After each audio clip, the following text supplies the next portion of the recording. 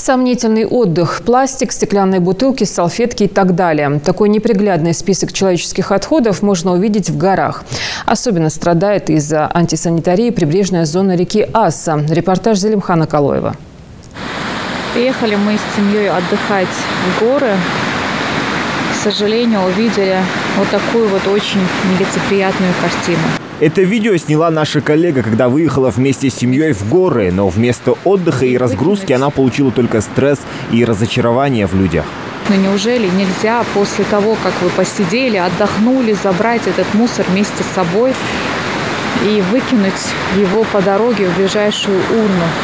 Картина далеко не маслом. Берег реки Аса буквально усеян мусором. По количеству пакетов можно судить о популярности этого места. Разбросанная одноразовая посуда, стеклянные бутылки, зловонный запах. Зрелище ужасное. А вместе с тем, чтобы выяснить причину и узнать, почему все так запущено, мы решили выехать на место вместе с главой сельского поселения Алкун и Росприроднадзором Ингушетии. Но до того, как приехать заранее, поставили в известность администрацию села. Те же, в свою очередь, за полдня своими силами очистили всю территорию. И говорят, просто не успевают убирать за всеми.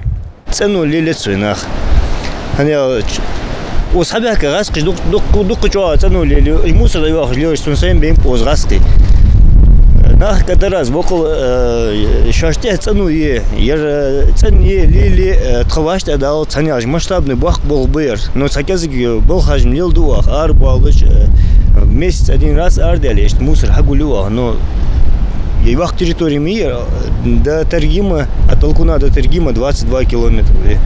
22 километра. И вах территории это не за качество. Но оставлять после себя мусор на берегу реки Асы у отдыхающих уже вошло в привычку. Убирать все это безобразие за туристами приходится местным. А что им еще остается? Они не намерены терпеть эту антисанитарию. Букву шевал вашта дали хада касалу ашедаж меточки.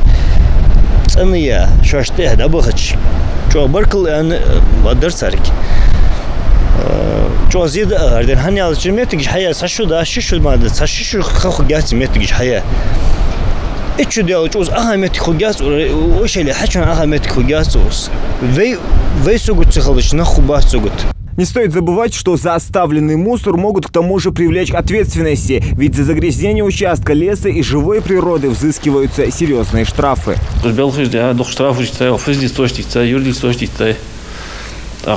Отношение администрации до Китая, чтобы они хотя бы какой-то контроль вели. Повторный момент, отношение Алкуна холи, отношение администрации Алкуна, дело возводит до административной.